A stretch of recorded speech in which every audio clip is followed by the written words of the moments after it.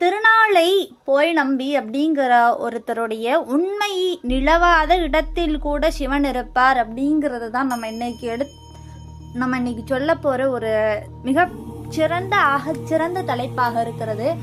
அது எப்படி இந்த கதைகள் எங்க நடந்திருக்கிறது, இந்த புனித நகரத்தில் எப்படியெல்லாம் ஆன்மீகத்தில் இருந்தவர்கள் நடத்திருக்கிறார்கள், சிவனுடைய திருவிளையாடல்கள் எத்தனையோ நடைபெற்று கொண்டிருக்கிறது. அதில் இதுவும் ஒன்றாக நமக்கு விளங்குகிறது. அது எப்படி எந்த இடத்தில் இந்த மாதிரி எல்லாம் நமக்கு திருவிளையாடல் நடக்கிறது, நமக்கு சிவன் மீது அதீத பக்தியை நமக்கு கொடுக்கிறது. இந்த வாசகங்கள் எல்லாம் நமது காதில் இன்னும் ஒலித்து கொண்டிருக்கிறது. உண்மை சம்பவம் என்பதால் இதை நம்ம இன்னும் நம்ம நிறைய நம்பிட்டு இருக்கோம். நம்ம நிறைய கதைகளும் இன்னும் கேட்டுட்டு தான் இருக்கோம். ஒவ்வொரு தேவாரத்தில் இருக்கக்கூடிய தேவாரமும் அதற்கு பின் இருக்கக்கூடிய கதைகளும் நமக்கு மிகச் சிறப்பாக